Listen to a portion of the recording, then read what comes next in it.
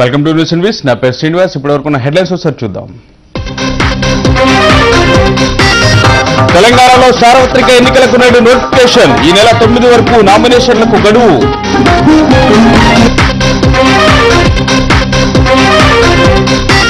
తొమ్మిదిన మున్సిపల్ ఎన్నికల ఫలితాలు. పిటిషన్ల వాదనతో ఏకీభవించిన హైకోర్టు.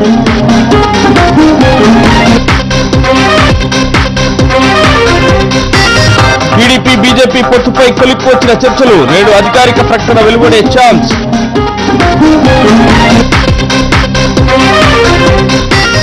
సీమాంధ్రలో సైకిల్ జోరు. టీడీపీకి 13 నుంచి 19 లోక్సభ సీట్లు వస్తాయని CNN IBN సర్వే.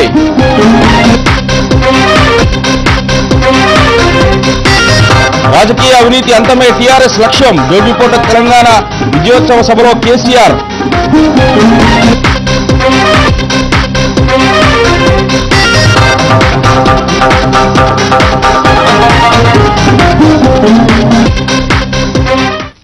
ఈ రోజు దినపత్రికలోని ప్రధాన వార్తలను పరిశీలిద్దాం.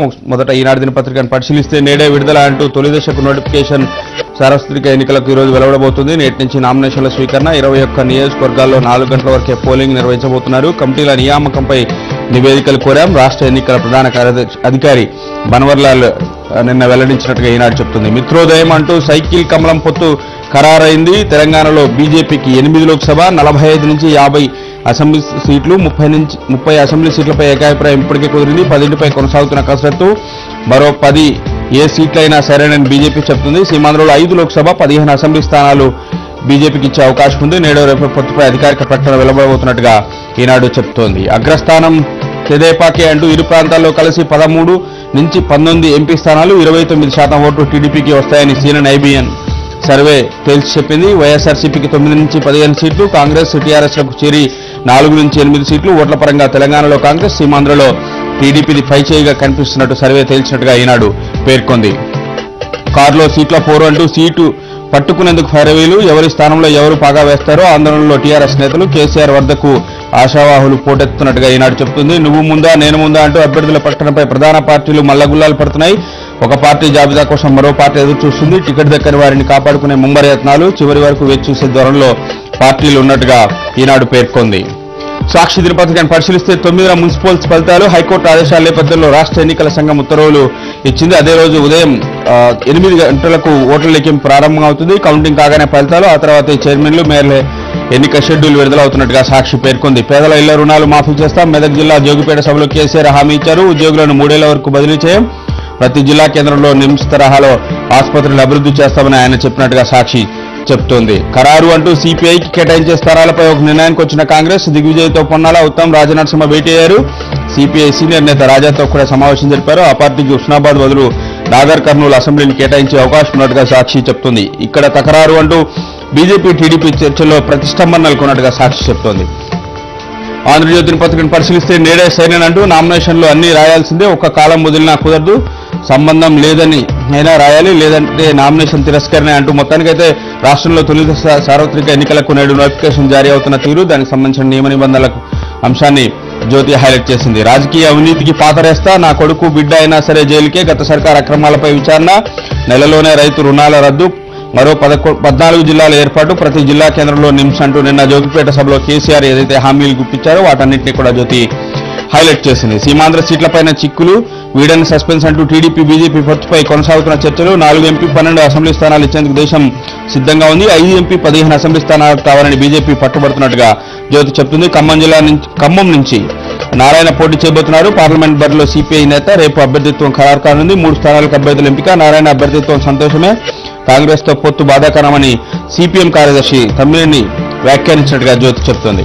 నమస్తే తెలంగాణ దినపత్రిక దోపిడీ అంతం, అవినీతి అంతం, ఇది నా పంతం అంటూ నెల రోజుల తర్వాత అధికారంలోకి వస్తాం. రూపాయి అవినీతి లేని పాలన తెస్తాం. అవినీతికి పాల్పడితే కొడుకైనా బిడ్డైనా జైల్లో పెట్టిస్తారని జోగిపేట సభలో కేసీఆర్ చేసిన వ్యాఖ్యల్ని నమస్తే తెలంగాణ హైలైట్ చేసింది. వార్తా దినపత్రికను పరిశీలిస్తే మున్సిపల్స్ అభ్యర్థుల భవిష్యత్తు తెలియదు 9 అంటూ ఫలితాల వెల్లడికి హైకోర్టు గ్రీన్ సిగ్నల్ ఇచ్చిన అంశాన్ని వార్త హైలైట్ చేసింది. సీమాంధ్ర కాంగ్రెస్ జాబితా వారం రోజుల్లో ఖరారవుతుందని, వెలుగుల దరఖాస్తులు వచ్చిపోతున్నాయని రఘువీరారెడ్డి వ్యాఖ్యానించినట్టుగా మరొకరాన్ని కూడా వార్త హైలైట్ చేసింది.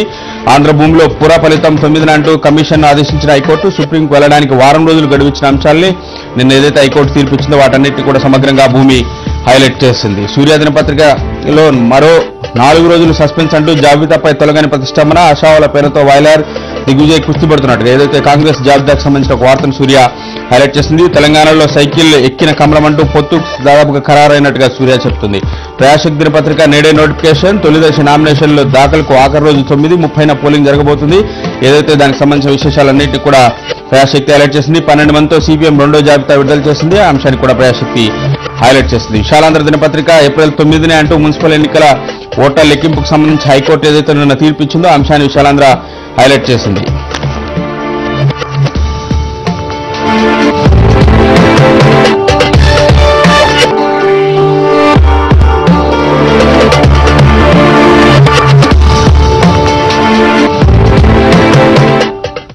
ప్రధాన కథనాలపై చర్చను చేపట్టే ముందు ఇప్పుడు ఒక షార్ట్ బ్రేక్ తీసుకుందాం. స్టేట్ టు మహా న్యూస్.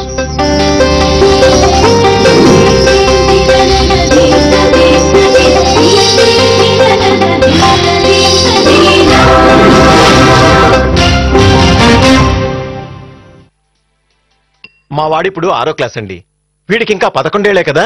వీడి భవిష్యత్తుని మెల్లిగా ప్లాన్ చేద్దాం అనుకుంటున్నాం. కానీ ఇప్పుడు ఎందుకో సడన్ గా వీడి ఫ్యూచర్ గురించి ఆలోచించాల్సిన పరిస్థితి వచ్చింది. కొంచెం భయం కూడా వేస్తుంది. వీడి భవిష్యత్తు బాగుండాలంటే ఆయనే మళ్ళీ రావాలండి. ఆయన వస్తేనే బాగుంటుందండి. చాలా బాగుంటుందండి. Aaraa opinion poll service, constituency management, poll management, publicity management. Aaraa please contact 07729977299. మా వాడిప్పుడు 6వ క్లాస్ అండి. వీడికి ఇంకా 11 ఏళ్లే కదా. వీడి భవిష్యత్తుని మెల్లిగా ప్లాన్ చేద్దాం అనుకుంటున్నాం. కానీ ఇప్పుడు ఎందుకో సడన్ గా వీడి ఫ్యూచర్ గురించి ఆలోచించాల్సిన పరిస్థితి వచ్చింది. కొంచెం భయం కూడా వేస్తుంది. వీడి భవిష్యత్తు బాగుండాలంటే ఆయనే మళ్ళీ రావాలండి. ఆయన వస్తేనే బాగుంటుందండి. చాలా బాగుంటుందండి.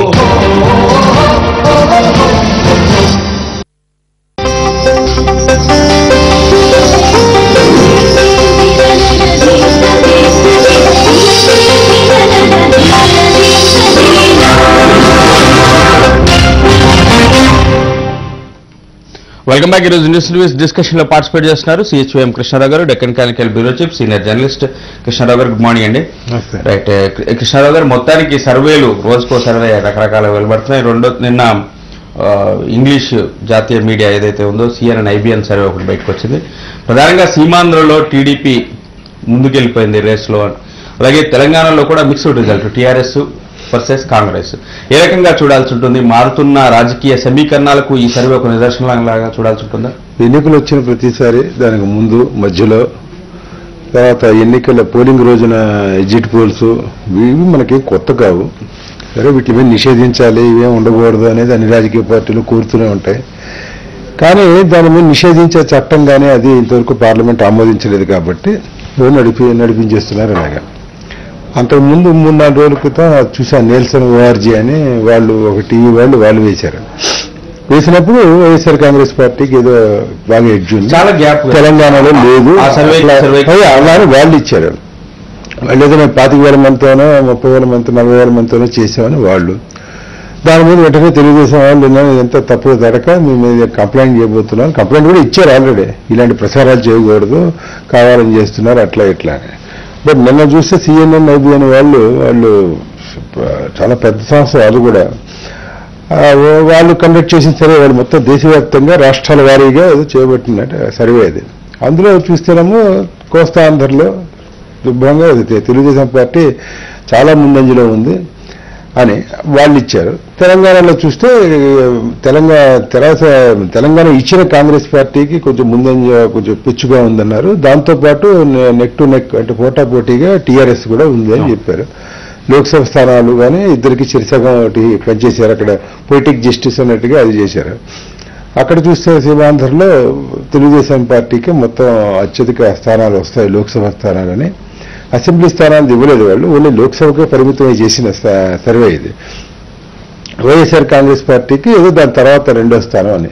ఈ ఇద్దరు తప్ప 3వ వాళ్ళకి ఒక్క సీటు కూడా వాళ్ళు ఇవ్వాలి. అంటే కాంగ్రెస్ పార్టీకో భారతీయ జనతా పార్టీకి కూడా ఇవ్వాలి. భారతీయ జనతా పార్టీకి అంటే పొత్తు కుదరక ముందు చేసినట్టుగా చాలా స్పష్టంగా ఉంది. నేను మొత్తం అంతా నేను స్టడీ చేశాను వాళ్ళ దాంట్లో కూడా. పొత్తు కుదిరితే మంచిదా కాదా అనేది ఏదో సర్వే చేశారు తప్ప పొత్తు ఆల్మోస్ట్ కుదిరిన తర్వాత ఇద్దరు ఓట్లు జమిలిగా వచ్చి ఇప్పుడు పడతాయా లేదా, దానివల్ల అడ్వాంటేజా డిసడ్వాంటేజా అనేది అది సర్వే తెలంగాణ ప్రజలు తెలుస్తారు. అది దీంతో ఏమవుతుందంటే ఇవాళ మన రాష్ట్ర రాజకీయంలో రెండు ప్రధానమైన అంశాలు ఏమిటంటే ఈ తెలంగాణ అంశం లేదు, రాష్ట్ర పునర్విభజన అంశం. రాష్ట్రం విడిపోయిన తర్వాత సీమాంధ్రలో కాంగ్రెస్ పార్టీని ఆదరించడం లేదు ప్రజలు అనేది ఒకటి చాలా స్పష్టంగా వ్యక్తమవుతోంది. కానీ రాష్ట్ర పునర్విభజనకు సహకరించిన లేకపోతే మద్దతు పలికిన తెలుగుదేశం పార్టీకో ఒకప్పుడు మద్దతు పలికి మధ్యలో సమన్యాయమని చిట్ట చివరికి సమైక్యాంధ్ర అనేటువంటి వైఎస్ఆర్ కాంగ్రెస్ పార్టీకి కానీ ప్రజలు ఎక్కడ వాళ్ళ నిరాదరణకైతే వాళ్ళు గురి కావాలన్నా రూల్ ప్రకారం అయితే ఇవాళ కిరణ్ కుమార్ రెడ్డి గారి యొక్క పార్టీ జై సమైక్యాంధ్ర పార్టీ అని ఆయన ఏదో పెట్టి ఈ రాష్ట్రం సమైక్యంగా ఉండాలి, ఇంకా ఉంచడానికి ఏదో ట్రై చేస్తున్నాము, ఇంకేం అవలేదు, అది అక్కడ బిల్లు ఇంకా అక్కడ ఉంది, చట్టం ఇక్కడ కావాలి, రాజ్యాంగ సవరణ కావాలని వాళ్ళు ఏవో రకరకాలుగా చెప్తున్నారు. వాళ్ళకి ఆదరణ లభించాల్సింది పోయి లేదు అంటే ఏంటంటే అక్కడ సీమాంధ్ర ప్రజానీకం అక్కడ కొంత రికన్సైల్ అయ్యారు బాగా. అయితే పునర్విభజనకి వాళ్ళ అనుకూలంగా అని కాదు, అక్కడ పునర్విభజన మూలంగా తను చేసిన దానికి కారణం అంతా కాంగ్రెస్ పార్టీ కాబట్టి దాన్ని శిక్షించాలని నిర్ణయించినట్టుగా సర్వే ఫలితాలు తెలుస్తున్నాయి.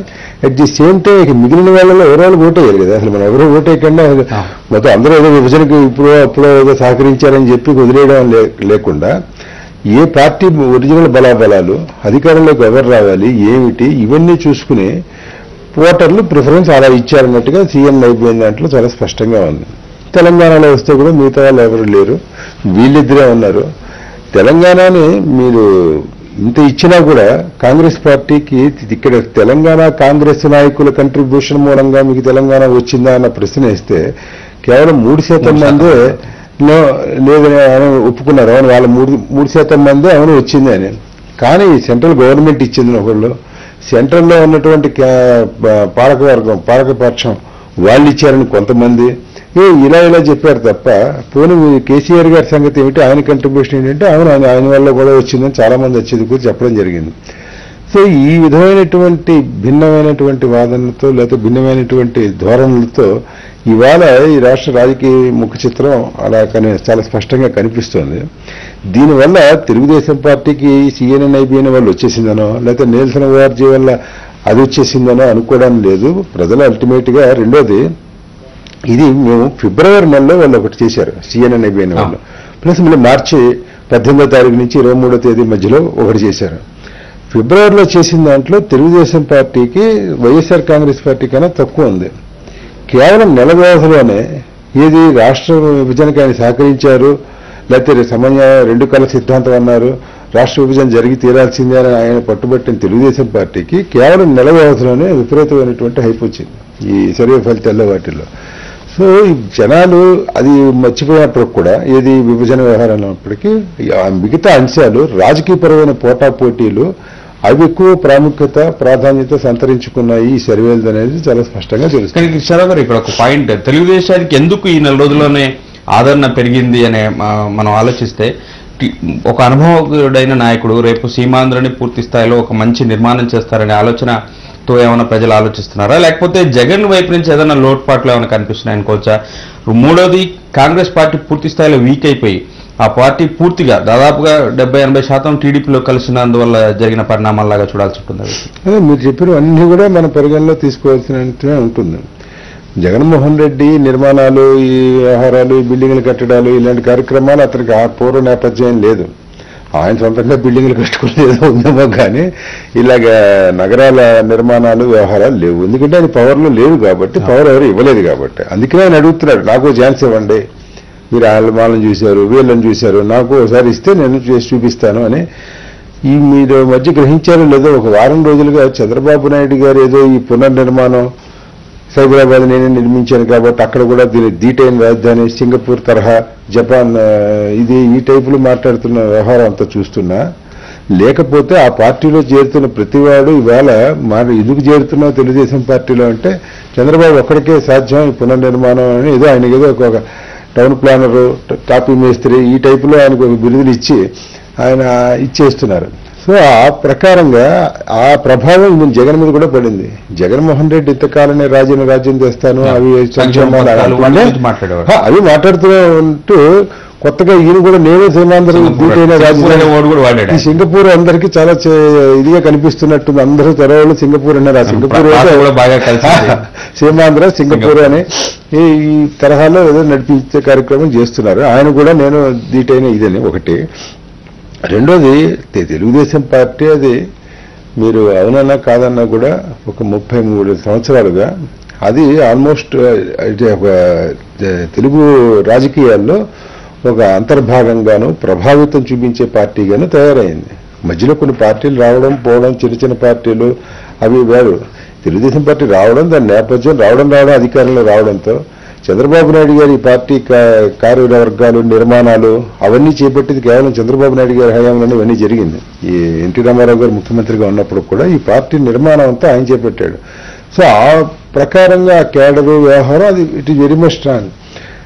ఇప్పుడు ప్రతిసారి 30% తెలుగు కాంగ్రెస్ పార్టీకి ఎంత పార్టీ ఓడిపోయినా 26 సీట్లు వచ్చినా 10 సీట్లు వచ్చినా 200 సీట్లు వచ్చినా ఇప్పుడు కాంగ్రెస్ పార్టీ ఓటు బ్యాంక్ అనేది ఇప్పుడు 35% దిగిన దాఖలాలు ఎక్కడా లేవు.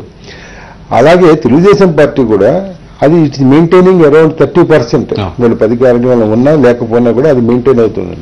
అది ఇందులో కూడా ఈ సర్వేలో కూడా స్పష్టమైంది. ఈ సర్వేలో కానీ అంతకుముందు వేరే సంస్థ నిర్వహించిన సర్వేలో కూడా తెలుగుదేశం పార్టీని యాజ్ ఏ పార్టీగా రూల్ అవుట్ చేయడం. తర్వాత ఇవాళ పరిస్థితి ఇదేం చెప్తున్నారు వాళ్ళు. 15 రోజుల తర్వాత ఇంకో పరిస్థితి రావచ్చు. ఆ తర్వాత అసలు ప్రజలు ఎలాగూ ఏప్రిల్ 30వ తేదీన తెలంగాణలోనూ మే 7వ తేదీన సీమాంధ్రలో వాళ్ళ నిర్ణయాలు వాళ్ళు తీసుకుంటారు. కృష్ణరావు గారు ఇక్కడ పొత్తుల అంశం ఇంకా ఖరారు కాలేదు. బీజేపీకి ఇంట్రెస్టింగ్ పాయింట్ సీమాంధ్రలో గత సర్వేలో 3% మాత్రం వచ్చాయి ఓట్లు, ఇప్పుడు 4% పెరిగిన పరిస్థితి. టీడీపీకి 39% ఇప్పుడు వచ్చింది. ఇవి పొత్తు కాబట్టి ఒక 7% కాకపోయినా ఒక 5% కలిసినా ఆటోమేటిక్ గా ఇది ఫిగర్ 40+ అయిపోతుంది కదా, 45 దానికి వస్తుంది పరిస్థితి. అది ఇంకా అడ్వాంటేజ్ అయ్యే అవకాశం ఉంది కదా బీజేపీకి. ఇదేంటంటే మన రాజకీయాల్ని మన అర్థమెటిక్స్ కి అన్నిసార్లు లెక్క పెట్టలేదు. ఏంటి 6 ఇంకో 10 2 16 ఇంకో 20 కలుపుకుంటే మొత్తం 40 50 ఇలా అని ఈ లెక్కలకి ఇలాగా జనాలు. ఇక్కడ ఒక ఇంట్రెస్టింగ్ పాయింట్ అంటే నరేంద్ర మోడీకి 30% పైగా ప్రజలు సీమాంధ్రలో మద్దతు పలుకుతున్నారు గట్టిగా. రాహుల్తో పోలిస్తే రాహుల్కు 3 నుంచి 5%. అదే నేను చెప్పేది ఏమంటే ఇందులో ఇప్పుడు మన మహాకూటమి ఏర్పాటు చేశారు 2009లో. అంటే తెలుగుదేశం పార్టీకి 35, లేకపోతే టీఆర్ఎస్ కొంత, సిపిఐ సిపిఎం ఇలా వీళ్ళందరూ కలుపుకుంటూ 50-60 అవ్వాలి. బట్ వచ్చిందంట 36.7 మొత్తం అందరూ కలిపి గట్టిగా చూస్తే. అలా మనం కలిసిపోయామని చెప్పేసి అలా ఉండదు అక్కడ లెక్కలు. రెండోది ఇక్కడ ట్రాన్స్ఫర్ ఆఫ్ ఓట్ అని అది చాలా అత్యంత కీలకమైంది. మీకు తెలియని పార్టీనో లేకపోతే మీకు సంబంధాలు లేని పార్టీనో సంబంధాలు తెగ్గొట్టుకున్న పార్టీతోనో మీరు ఇవాళకి మీరు ఏదో కుదిరేది కాబట్టి ఇప్పుడు బీజేపీకి ఇచ్చారు సీటు, లోక్సభ ఇచ్చారు. అక్కడ అసెంబ్లీ స్థానాల్లో బీజేపీకి ఎన్ని ఇచ్చారు, మళ్ళీ అదే లోక్సభ పరిధిలో తెలుగుదేశానికి ఎన్ని పుచ్చుకుంటోంది. ఇక్కడ తెలుగుదేశం పుచ్చుకున్న ఓటు తెలుగుదేశం వాడు ఇక్కడ ఓటు అక్కడ ఓటు వేయాలి. ఈ ట్రాన్స్ఫర్ ఆఫ్ ఓట్లో లేదు. మన పార్టీ తెలుగుదేశం పార్టీ అభ్యర్థి లేకపోయినా కూడా భారతీయ జనతా పార్టీ ఉంటే మొత్తం తెలుగుదేశం కేడర్ అంతా అతని కోసం పనిచేయాలి. ఇలా ఏమవుతుందంటే ఇప్పుడు మనకి ఒక నిబద్ధత కలిగిన ఈ సిపిఐ సిపిఎంలో ఈ ట్రాన్స్ఫర్ ఆఫ్ ఓటు చాలా పద్ధతిగా జరుగుతుంది. వాళ్ళందరూ ఇవాళ కంకి కోడలు ఉంటే ఒకళ్ళు, సుత్తి కోడలు ఉంటే ఒకళ్ళు, ఈ స్థాయిలో వాళ్ళకి ఒక అలవాటు అయిపోయింది. వాళ్ళ జీవితం అంతా 50 ఏళ్ళకి ఇదే పనిలో ఉంది. వాళ్ళ వీడిదో 1.5 ఆయనదో 1.5 ఇద్దరు కలిస్తే 3 వాళ్ళ వరకు ఆ లెక్కలు బాగానే ఉంటాయి. కానీ మిగతా వాటిల్లో అంత రెండు పార్టీలు కూడా కొంత క్రమశిక్షణ కొంత నిబంధత ఉన్న పార్టీలే కదా తెలుగుదేశం కానీ రైటే. భారతీయ జనతా పార్టీ ఒరిజినల్ వాళ్ళు ఉన్నారు ఇవాళ. ఇప్పుడు ప్రచార కమిటీ చైర్మన్ పురంధరేశ్వరి గారు ఆవిడ ఎప్పుడు చేరింది, నెల అయిందా, నెల కూడా అయినట్లేదు. ఆవిడకి టికెట్ ఇస్తారా లేదా అనేది ఒక డౌట్ ఉంది. ఇప్పుడు ఆవిడ విజయవాడ ఆవిడైతే నుంచోడానికి వీలుగా ఉంది. ఆ రెండు మీకెందుకండి పెద్దవే, మీకెందుకు మేము నుంచుంటాం, మీకు అరకులను చిత్తూరు ఇస్తా ఉంటారు. అరకు ఏమిటది రిజర్వ్డ్ ఫర్ ఎస్టీస్, అక్కడ ఆవిడ నుంచోడానికి లేదు. Chittoor SC reserved. సో మీరు రాజంపేట కూడా ఏదో ఆఫర్ చేస్తారు. రాజంపేటమో అది బలిజల వాళ్ళ సీటు జనరల్ గా, అక్కడ వెళ్ళి కమ్మవాళ్ళు నుంచునే కార్యక్రమం ఉండదు. నెల్లూరు జనరల్ అయింది, అది కూడా మేమే పుచ్చుకుంటాం, మాకు క్యాండిడేట్ ఉన్నారని. సో ఏ సీటు ఏమిటి అనేది అది ఇంకా తేలాలి. పోనీ వైజాగ్ ఇస్తే అక్కడ మళ్ళీ హరిబాబు గారు ఒకళ్ళు ఉన్నారు. సో ఈ ట్రాన్స్ఫర్ ఆఫ్ ఓటు ఇది ఎలా ఉంటుందంటే ఈ భారతీయ జనతా పార్టీలో ఒరిజినల్ వాళ్ళు ఎలా లేరో Telugu Desam party, Congress party, YSR Congress party, తెరాస, ఈవెన్ వీటి ఎలా తయారంటే ఇందులో ఎవరు ఒరిజినల్? ఇవాళ అయితే ఈనాడులో పెద్ద కార్టూన్ వేసినట్టున్నాడు కదా, సగం సీట్లమో పొత్తుల్లో పోయే, సగం సీట్లమో ఫిరాయింపుదారులు, అంటే కొత్తగా పార్టీలోకి వచ్చిన వాళ్ళందరికీ వాళ్ళకి ఇచ్చేసరి ఇక మనకేం లేవా అని తెలుగుదేశం పార్టీకి సంబంధించి ఒక కార్టూన్ కూడా వేశారు ఈనాడులో. సో ఈ ఫీలింగ్ ఉన్నప్పుడు ఎవరు ఒరిజినల్, ఎవరు వ్యవహారం, ఇవన్నీ కూడా ఇవాళ చాలా ఇంత కన్ఫ్యూజింగ్ ఎప్పుడూ లేదు. ఇంత కన్ఫ్యూజింగ్ గా మీకు గుర్తుండే ఉంటుంది. ఇవాళ ఎన్నికల నోటిఫికేషన్ మొదలవుతుంది. ఇంతవరకు ఏ పార్టీ అభ్యర్థుల ప్రకటన కూడా చేయలేదు. 9వ తారీఖు లాస్ట్ ఏదో చేస్తారు, 5 రోజుల వరకు వచ్చే వాతావరణం కూడా 2-3 రోజుల్లో ఏదో చేసుకుంటారు, వాళ్ళు ఏదో అవుతారు. కానీ 2009లో జరిగింది ఏమిటి? ఇప్పుడు ఇది ఆయన చనిపోయాక రాజశేఖర రెడ్డి గారు 294 అసెంబ్లీ స్థానాల్లో 6-7 మినహాయించి 280 చిల్లర ఒకే రోజు నోటిఫికేషన్కి ముందరే రిలీజ్ చేసేసి ఆయన రోడ్డు మీద పోయాడు ఆయన ప్రచారానికి. ఇక మళ్ళీ ఊరికి ఢిల్లీలు తిరగడాలు, మీ స్క్రీనింగ్ కమిటీలు, స్టీరింగ్ కమిటీలు, ఈ కమిటీ నథింగ్ డూయింగ్, లిస్ట్ అని సంతకం అది మార్పులు కూడా 3-4 జరిగాయి. అంతే దేనే సార్ పోయాడు. ఇక్కడ అలా పొజిషన్ లేదు. ఇవాళ తెలంగాణలో కాంగ్రెస్ వెళ్తుందా? వాళ్ళు కంఫర్టబుల్ గానే ఉన్నారు. ఇంతవరకు లిస్ట్ రాదు. వాళ్ళు ఎక్కడున్నారు అంటే ఆయన పొన్నాలక్ష్మి ఎక్కడున్నాడో అక్కడున్నాడో మీకు తెలియదు, నాకు తెలియదు. సో వీళ్ళు ఇక్కడ ఎవరు జనాల్లో పోతున్న వాళ్ళు ఎవరున్నారు ఇక్కడ? పోనీ అక్కడ తెలుగుదేశం పార్టీ పోనీ ఆయనైనా లిస్టులు ఇచ్చేసాం ఇదైపోయిందంటే వాళ్ళు ఇంతవరకు పొత్తే కుదరలేదు. ఇలాంటి పరిస్థితి ఈసారి చాలా విచిత్రంగా ఉంది. ఇప్పుడు మహాకరుడు కట్టిన 30-40 ఏళ్ల పాటు రాయపాటి సాంబశివరావు గారు, జేసీ దివాకర్ రెడ్డి గారు, వీళ్ళు కుటుంబాలు అనేది కాంగ్రెస్ కుటుంబాల్లో ఉండి తెలుగుదేశం పార్టీ విపరీతమైన ఎన్టీ రామారావు గారి ప్రపంచంలో కూడా గెలిచిన, కాంగ్రెస్ తరఫున గెలిచిన ఆయన రాయపాటి సాంబశివరావు గారు. వీళ్ళు గుంటూరు జిల్లాలో పార్టీ నిలబెట్టిన వాళ్ళు ఒకళ్ళు. ఇలా వీళ్ళందరూ చేరిపోతుంటే మీరు ఏది ఒరిజినల్, ఏది డూప్లికేట్, ఏది పార్టీ పూర్తిగా ఇప్పుడు వైఎస్ఆర్ కాంగ్రెస్ పార్టీ మొత్తం వాళ్ళలో కూడా అన్ని పార్టీలలో చేరిపోయారు కదా. ఏ వైఎస్ఆర్ కాంగ్రెస్ ఆ పార్టీ కూడా లిస్ట్ ఇవ్వలేదు, చాలా రోజుల నుంచి కష్టం. వాళ్ళు ఈ రోజు బయట అక్కడక్కడ వెళ్తూ ఊళ్ళో ఆగిపోయినప్పుడు ఏదో ఒకటాలో చెప్పుకుంటూ ఇక్కడ గుడివాడి అయినా బెదవాడ అయినా అంటే చెప్పుకుంటూ వెళ్ళిపోతున్నాడు తప్ప ఇవాళ తెలంగాణలో ఇవాళ నామినేషన్ మొదలయ్యాయి. అధ్యక్షుడు లేడు. ఆయన ఎప్పుడో 4వ తారీఖున 5వ తారీఖున వచ్చి 4-5 రోజులు కూర్చుంటాట. అప్పుడు ఇక అభ్యర్థుల జాబితా ఫైనల్ అంటే అసలు ఎవరైనా అప్లికేషన్ ఏం పెట్టాడో కూడా తెలియని పరిస్థితి. మాట్లాడదాం సార్. ఒక కాలర్ లైన్ ఉన్నారు విజయ్ గారు కాకినాడ నుంచి. విజయ్ గారు గుడ్ మార్నింగ్ అండి. గుడ్ మార్నింగ్ అండి. ఇప్పుడు 39% టీడీపీకి 33% వైసీపీకి అన్నారండి. మిగతా 28% చెప్పలేదు సర్వేలో. అంటే అందులో ఈ కాంగ్రెస్ ఉంది, మిగతా పార్టీలు ఉన్నాయి, అదర్స్ ఇండిపెండెంట్లు, రకరకాల ఆప్షన్స్ ఉంటాయి. చాలా పార్టీలు ఉన్నాయి కదా ఇంకా విజయ్ గారు.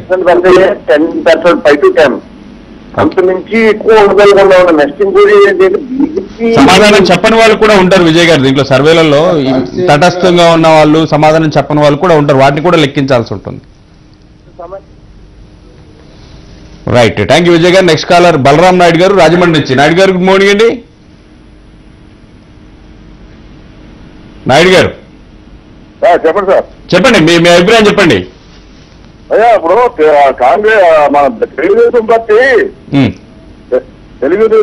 బీజేపీతో పొత్తు లేకుండా పోటీ చేయలేదండి. సీమాంధ్రలో తెలుగుదేశం పార్టీ బీజేపీతో పొత్తు లేకుండా తెలుగుదేశం పార్టీ బాగుంటుంది. బీజేపీ ఇవాళ సమైక్య రాష్ట్రాన్ని విడదీసినటువంటి పార్టీ అది. ఇవాళ సమైక్యవాదులంతా కూడా బాధపడుతున్న విషయం ఏంటంటే ఇవాళ తెలుగుదేశం పార్టీ పోటీ చేస్తే గ్యారంటీగా దానికి మెజార్టీ వచ్చే పరిస్థితి. ఎందుకంటే ఏ దిక్కు లేదు, దేవుడే దిక్కు అన్నట్టు చంద్రబాబు నాయుడు దిక్కేది ఇవాళ రాష్ట్ర సీమాంధ్రప్రదేశ్కి. అలాంటి పరిస్థితిలో ఇవాళ అతను ఒక బీజేపీ 19వ తారీఖు రాత్రి వరకు మధ్యాహ్నం వరకు 3 గంటల వరకు కూడా సపోర్ట్ చేస్తారు. సమైక్య రాష్ట్రంగా ఉండడానికి సపోర్ట్ చేస్తారు, సమైక్య రాష్ట్రంగా ఉండడానికి సపోర్ట్ చేస్తారని చెప్పి నమ్మించి ఇలా మైకులు కట్టేసి తలుపులేసి అన్ని చేసి సమైక్య రాష్ట్రాన్ని విభజించి ఇటువంటి పార్టీతో ఇవాళ గుర్తు పెట్టుకోవడం ఎంతవరకు సమంజసమైనది? రైట్ నాయుడు గారు, థ్యాంక్ యూ అండి. నెక్స్ట్ కాలర్ సత్యనారాయణ గారు వెస్ట్ గోదావరి నుంచి. సత్యనారాయణ గారు గుడ్ మార్నింగ్ అండి. నమస్తే సార్. చెప్పండి సార్. సత్యనారాయణ గారు ఫోన్ లైన్లో నేరుగా మాట్లాడండి, టీవీ చూడొద్దు. సరే సరే చెప్పండి. శ్రీనివాస్ జర్నలిస్ట్ తో మాట్లాడతాను. రైట్, కృష్ణారావు గారు ఉన్నారు, మాట్లాడండి. కృష్ణారావు గారు నమస్తే సార్. నమస్తే, చెప్పండి.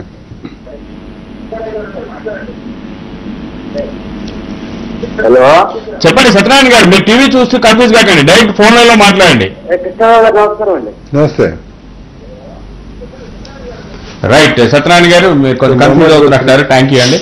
రైట్ కృష్ణారావు గారు, ఇక్కడ వైసీపీ ఇప్పుడు సిఎన్ఎన్ ఐబిఎన్ గతంలో చేసిన సర్వేలు అన్నింటిలో కూడా దాదాపుగా ప్రతి సర్వేలో కూడా వైసీపీ అప్పర్ హ్యాండ్ లో ఉన్న పరిస్థితి. ఈసారి ఎక్కడ లోపం జరిగింది అనుకోవచ్చు? చంద్రబాబు సామర్థ్యం మీద జనాలు దృష్టి సారించడం వల్ల ఆయనకు ఏమైనా తగ్గిందంటారా, లేకపోతే జగన్ యాటిట్యూడ్ ఏమైనా ప్రాబ్లం అంటారా, లేకపోతే జగన్ సీట్ల ఎంపిక ఇట్లాంటి అంశాల మీద ఏమన్నా ఎక్కడ లోపం జరుగుతుంది అనుకోవచ్చు? అక్కడ ఎందుకు స్ట్రక్ అయిపోయింది వైసీపీ అక్కడికక్కడే? రాష్ట్ర పునర్విభజన జరగడానికి ముందరున్నటువంటి పరిస్థితి ఏమిటంటే, ఇదే జగన్కున్న అడ్వాంటేజ్లు.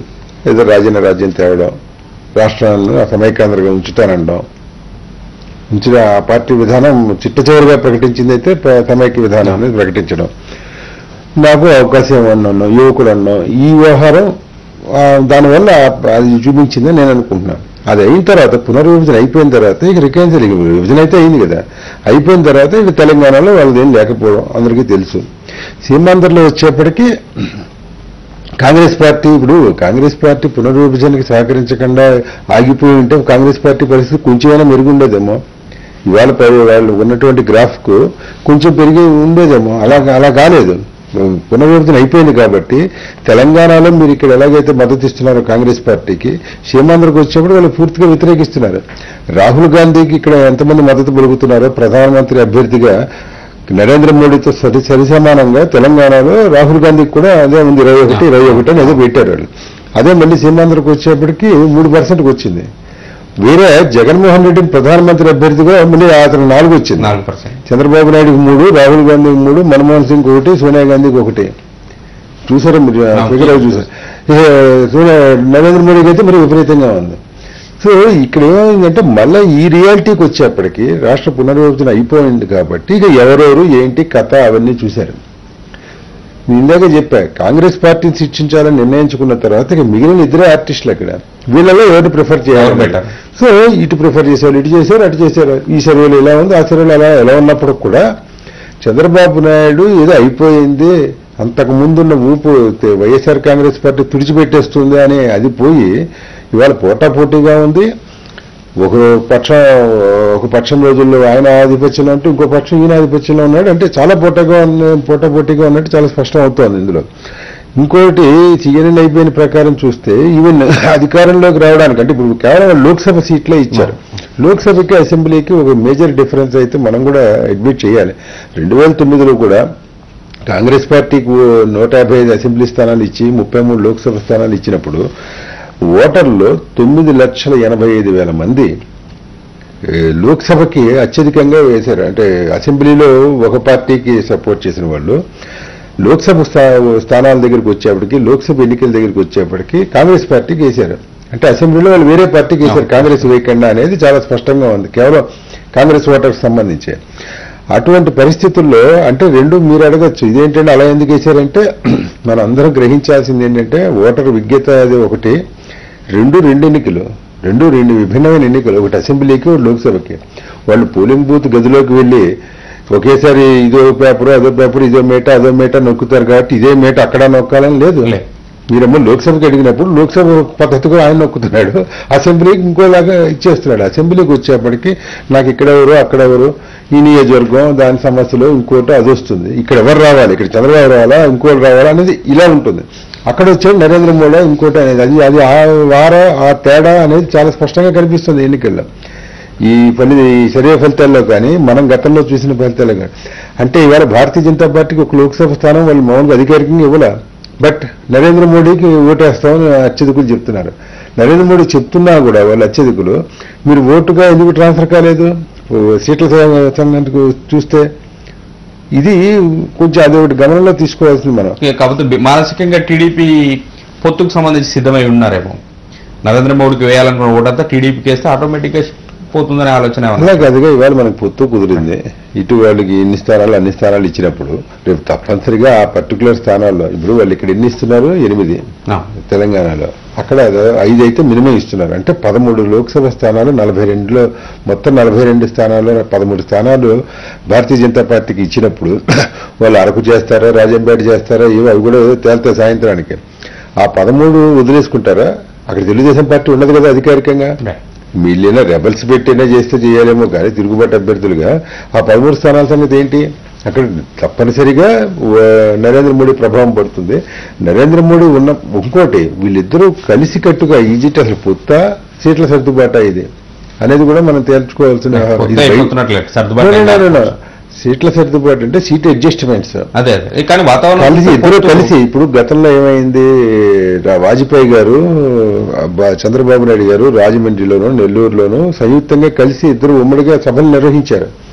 అంటే ఎన్డీఏలో భాగస్వామ్య పక్షంలో ఈ విధంగా ఆ ప్రకారం నడిచింది. వాతావరణం చూస్తే అలా కాకుండా ఊరికే అడ్జస్ట్ కుదుర్చుకున్నా ఆయన దారి అయింది మా దారి మాదే అనే కాదు. ఇద్దరికి ట్రాన్స్ఫర్ అవ్వాలన్నా ఇద్దరిది సంయుక్తంగా ప్రచారం వ్యవహారం అనేది ఉందండి అంటే అప్పుడు తప్పనిసరిగా పూర్తిగానే నరేంద్ర మోడీ చంద్రబాబు ఒకే వేదిక మీద కనపడేట్టే ఉంది వాతావరణం చూడాలి. రైట్ కృష్ణ గారు, ఇంకొక ఇంట్రెస్టింగ్ పాయింట్, తెలంగాణలో మేము చాలా బలంగా ఉన్నాం, టీడీపీ పని అయిపోయింది, మాకు సగానికి పైగా సీట్లు రావాలని ఈ రోజు ఢిల్లీలో కూర్చొని చాలా గట్టిగా వాదిస్తున్నారు. CNN సర్వే చూస్తే 10% బీజేపీ, 13% టీడీపీ. టీడీపీ పుంజుకుంది గతంతో పోలిస్తే. ఇక్కడ ఏంటి బీజేపీ డిమాండ్ లో ఎక్కడ తెలుగుదేశం పుంజుకోవడం కదా? అక్కడ చెప్పాలంటే ఫిబ్రవరి సర్వేలో తెలుగుదేశం పార్టీ ఉంది కదా, ఎంత 33 ఏళ్ళ నుంచి ఇక్కడే ఉంది కదా తెలంగాణలో. ఇక్కడ అధికారంలో వచ్చింది, ఇక్కడ స్థానాలు వచ్చింది, అది వచ్చింది. కానీ మీకు ఫిబ్రవరిలో కేవలం 3% ఉన్నటువంటి భారతీయ జనతా పార్టీకి అనుకూల ఓటు నెల తిరిగేసరికల్లా మీకు 6 అయింది, 6 కాస్త 8 అయింది, ఏదో మొత్తం 8% పెరిగింది. అది ఓవరాల్ గా చూసినప్పుడు తెలంగాణలో తెలంగాణలో 10% పెరిగింది, 8 నుంచి 10 పెరిగింది. అది ఆ పర్సంటేజ్ చాలా రిమార్కబుల్ గా పెరిగింది. బీజేపీ వాదన ఏంటంటే నేను టీడీపీ కంటే చాలా ఎక్కువ స్థాయిలో ఉన్నాననే వాదన చేస్తుంది కదా, అక్కడ ఈ ఫిగర్స్ అర్థం పడట్లేదు. సర్దుబాట్లు ఎలా ఉంటుందంటే మేము కూర్చున్నప్పుడు ప్రతివాడు నాకు 294 మాకు ఇచ్చేయండి, మేము 294 మేము అంటే ఇలా నరుక్కొస్తూ ఉంటారు ఫిగర్లు. నీకు అంత లేదు ఇంత ఉంది, మీకు అక్కడ ఓడిపోయాడు అంటే అయితే ఒక సీటు తగ్గించండి అంటారు. ఈ బేరసాలు బేరం టైప్ లో నడుస్తుంది అది. కానీ ఇవాళ తెలంగాణలో కూడా అత్యధిక స్థానాలు లోక్సభకు కానీ శాసనసభలకు కానీ తెలుగుదేశం పార్టీకి ఇవ్వాలనేది నిర్ణయం కుదిరింది కదా, ఆల్మోస్ట్ అయిపోయింది. కానీ వాదన ఎన్ని రోజులు చూద్దాం. కృష్ణారావు గారు, సాయంత్రానికి ఏ రకమైన సంఖ్యతో ఈ ఇద్దరి మధ్య పొత్తు ఖరారు అవుతుంది? రెండోది CNN సర్వే ఎంతవరకు రేపు కరెక్ట్ అవుతుందో చూద్దాం. థ్యాంక్ యూ వెరీ మచ్ అండి డిస్కషన్ లో పార్టిసిపేట్ చేసినందుకు. ఇది ఈ రోజు న్యూస్ డిస్కషన్. స్టేట్ ఉంటుంది మహాని.